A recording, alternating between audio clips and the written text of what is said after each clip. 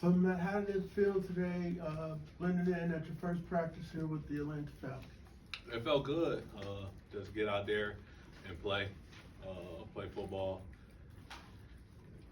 I think everything went well. I'm still learning. I'm still new. Don't know all the calls and stuff. So it's kind of very small role right now. What was the call like? I guess it was a Zoom call with Coach Morris and Terry. How did that go? And and then they, we understand that you got to pick between the Falcons and the Bears. Yeah. When we was able to talk, the conversation went good. The call went good, and it kind of happened when I was asleep. So my picking opportunity was pretty slim. But when we talked, it was good, and we had a good conversation, and I just liked it how they was fired up. It was reported a couple days ago that you kind of were given your choice to go to Chicago or Atlanta. So I guess the simple question is why Atlanta? I'm just happy to be here, but don't believe everything you read or everything you see. But I'm happy to be in the state of Georgia and with the Atlanta Falcons. What kind of sold you on your decision? I mean, I know it's a trade, and obviously you say don't believe everything you read, but why did you want to come here? Why is this a good fit for you? I think it's a good fit because of defense, and the reasons I would want to come here is, in Atlanta, you get to play, Mike Vick play here. It's a lot of history here, and then, the coaches and the scheme and the players that y'all have around here and was building around here. And so I think, coming here and getting to play, I'm just excited. And and you got good weather here too. Most people wouldn't say that, say it's too hot. What was it like going with the team to Baltimore and kind of like getting acclimated, getting to know some people, kind of getting to go on that trip? They got nice planes. There's Wi-Fi on that thing. But just getting with the teammates, just kind of eating around the guys and kind of just figuring out like names and stuff and faces and names and all right, what position you play, all right, how long you been here. It's all that stuff. It's some new people here that they've been here longer than me, but they asking me questions. I'm like, bro, I should be asking you questions. And so, my knowledge of the game, but their knowledge of here is just different. And so, I know a couple guys, and we talked and worked out over summer with each other, and so that helped. That's making it smooth and kind of walking me through some stuff. So I appreciate that, but I can't keep saying it enough. I'm just happy to be here. I really just want to play football. I know you mentioned that you were talking to some of the players, and during practice today, I noticed that you and Arnold were chopping it up. Kind of took a knee and were chatting with each other. Do you mind sharing what you guys were talking about? We more the plays and stuff, and when they run some plays that I don't really know, or they say, like he be telling me the calls for real, and he be like, all right, this is what you're doing on this call, like this is what you got, and it sounds so funny, and if I wasn't just traded here 4 days ago, I would know. If I had a whole off season of learning and stuff, I would know. But right now, I'm in the process of getting my clothes, cars, and all my shoes down here, and also learning the playbook, but also trying to find a house, and also trying to keep up with my body. So, I have so much respect for anybody that get traded mid-season and still have continued success, because I'm traded during training camp, and I'm in the spin cycle right now. And so when a guy like that just take his time, we all out there tired, we all out there in the same conditions, the heat, the weather, but he want to get me acclimated, he want to help me, and that's how you got good teammates and you building a good locker room. I know you said that you just want to play football, but is it more appealing to come to a team that's on that verge of getting to the playoffs and something big versus going to a team that's already established and knowing they're going to make the playoffs every year? No, I mean, ain't nothing wrong with going to the playoffs every year.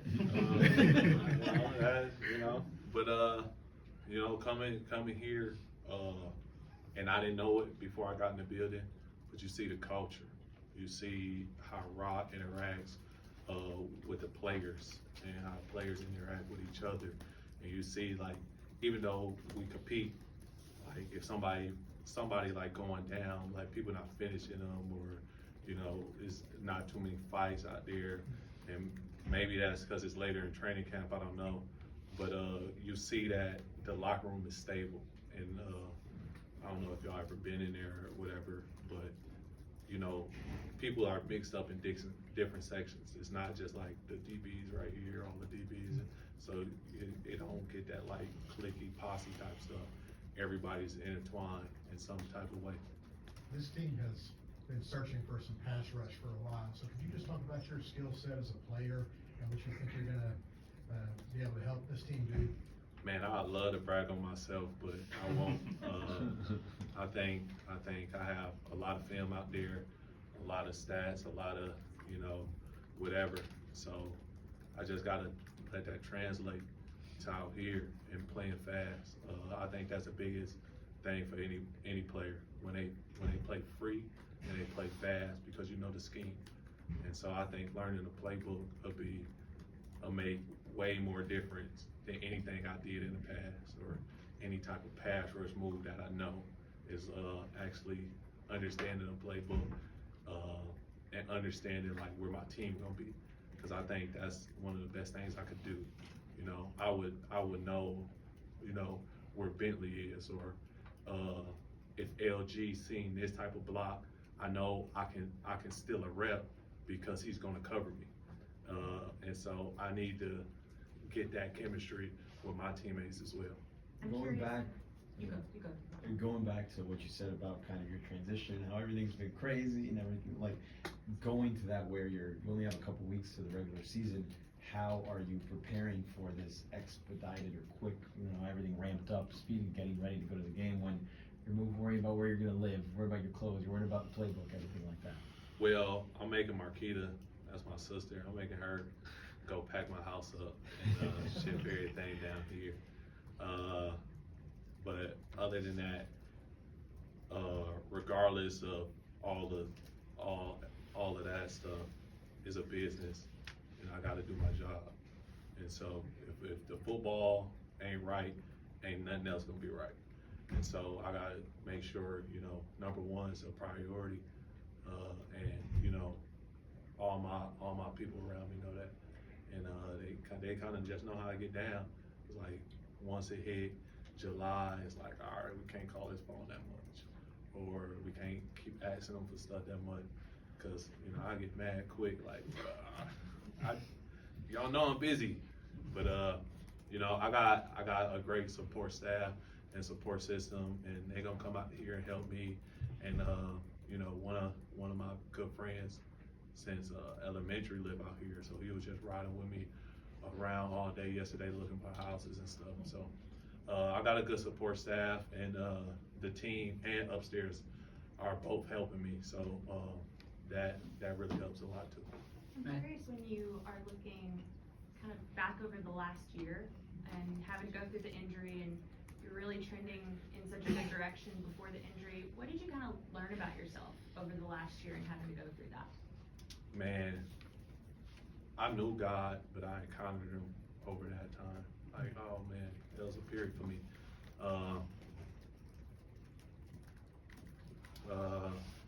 Damn. I went through some hard stuff over that year, and it wasn't because of the injury. It was like football.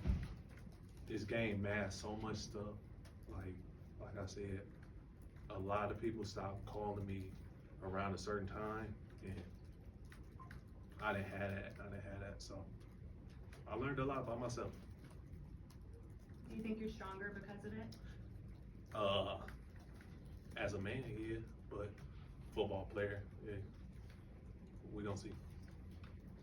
Matthew, I know that you were were hoping for an extension in New England, and I wonder now, and you're in a new location, do you reset and just try to get comfortable and then worry about that, or would that still be a priority for you here, even though you just kind of learning your way around? The Atlanta Falcons know nothing about me as a football player and as about me as a man, or, you know, that stuff. They really know my previous resume, and so I can't really demand or ask for anything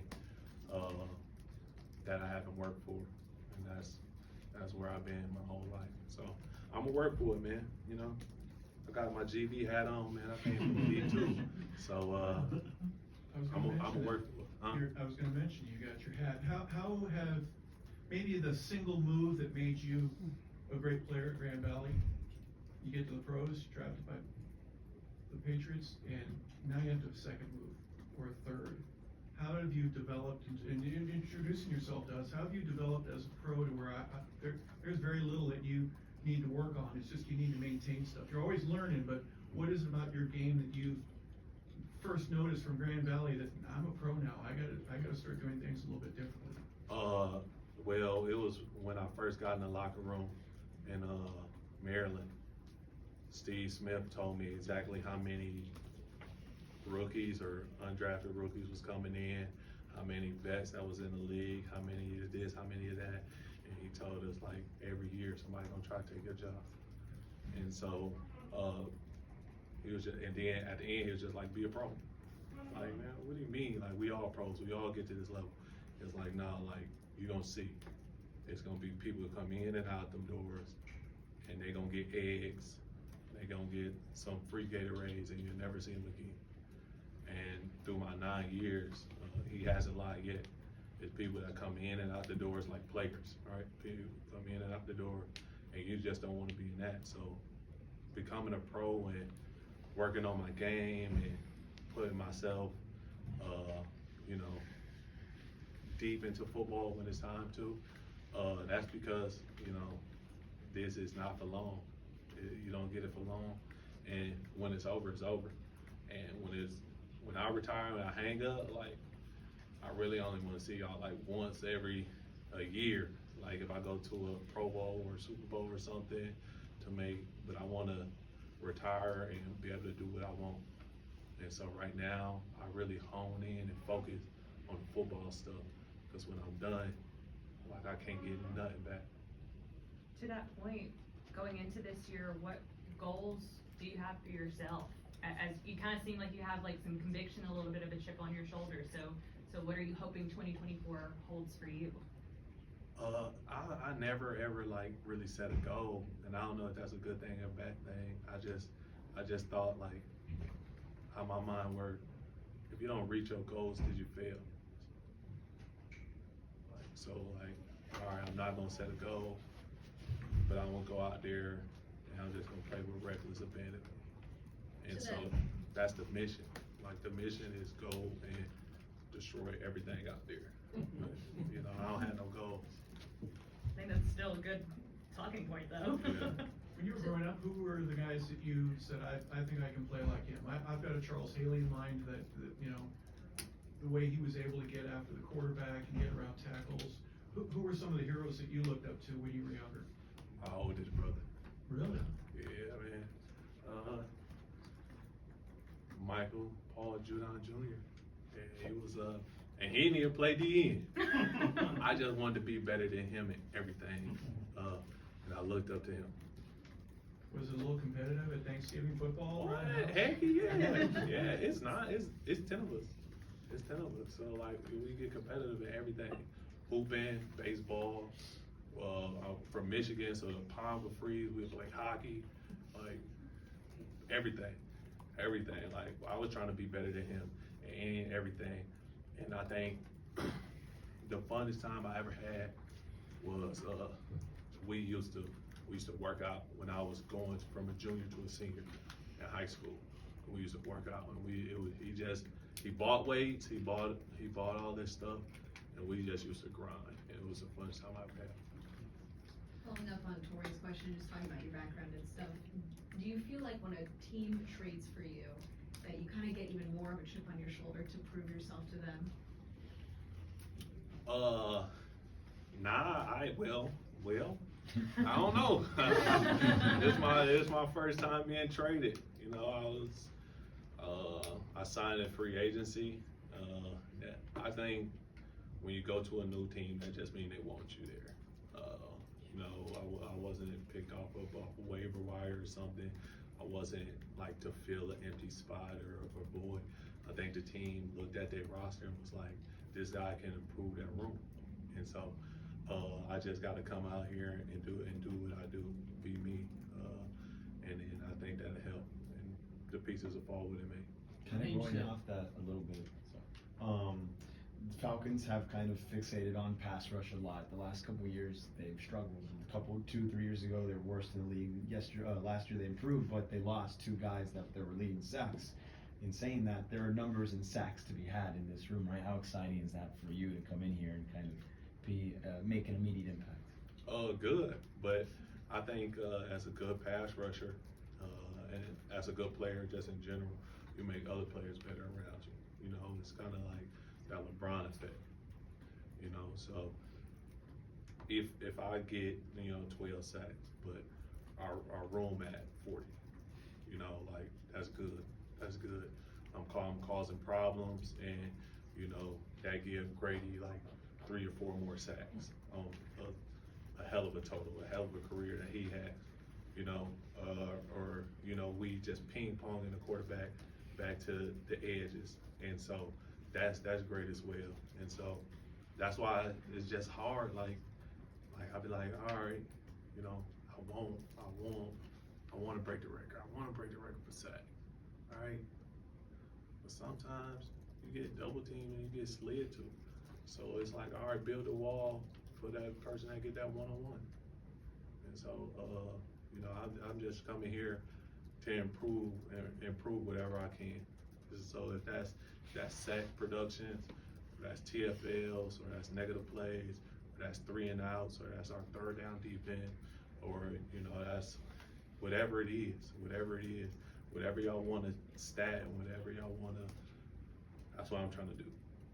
Raheem said you took his seat on the bus in Baltimore. I'm wondering if you knew that was his seat and you were just setting the tone, or if that was just happenstance. We just got up off the plane, and I figured bus 1 get there first, and the first seat, you get off the bus first. I mean, y'all know how it is. Them elevators get backed up, so I'll be running up off that thing. So.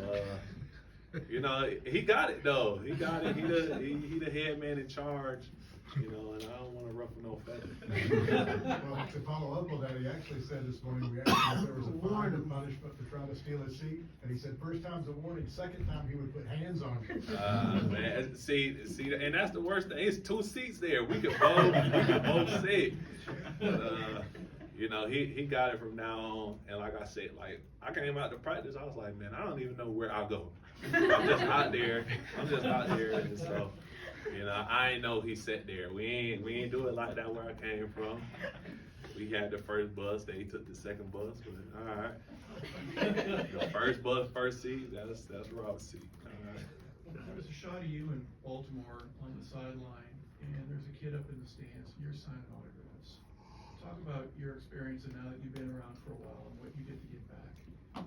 Man, I think I don't know how y'all did it in COVID year. I don't know. I ain't come here, but without the fans, that game it's a long game without the fans, man. So the fans make it the game electric. They bring a different atmosphere. It's like some days you might drag to practice because there ain't nobody cheering you on and stuff, and that's where your motivation come from, and that's where your why, like why you doing this. But like during the game, like you don't need to think about that stuff. You go out there and you hear that crowd roar, you hear that, you feel that excitement. And so when I'm not like really into the game, or I'm not playing like that, and that was my 2nd day for real, 3rd day of being a Falcon, And so, you know, just signing autographs, just giving stuff back, you know, even though some people sell them, that's not for us, but, you know, you just making the kids' day, or, you know, just giving some excitement to a fan that loves this game, that's very passionate about this game. You know, we don't really care about their parlays and stuff, and if they making their parlays, but to have them there and for them to be in the building, it gives a different excitement to the game. Do you feel the love from Falcons fans so far? Because so many of them have been kind of asking for you to come here, and to his point about the pass rush being something that's lacked here for a little while. Do you feel the excitement that kind of fans have for a guy like you to come here? Yeah, a little bit.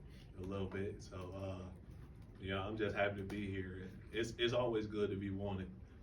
And I just got to go out there and give them what they want. Because if you don't, it turn in on you real quick. But just go out there and play how I play and do what I do. You know, we can continue to build on that love, and we can continue to build on that respect and the things that I've done in my career. Did your phone blow up as much as ours did? Man, it was, all right. Like I said, I was asleep, so I already had 20 calls. But then the next day was my birthday. So I got traded on the 14th, birthday on the 15th. Man, my phone didn't stop blowing up till the 17th. Like I had a million birthday wishes. And if I didn't get back to you, I swear to God, I love you. Like, I do. But a million happy birthday wishes and a million like congratulations, or this gonna be great. And the thing about that, right? For me, is one verse a million, but to them, you know, it's one verse one. It's like, I sent you this text message, I respect something back, and I'm just liking messages and like, thank you so much, man, or stuff like that. But for everybody out there that like really care about me and that really like checked on me, like I do appreciate you. Last one? All good? Okay.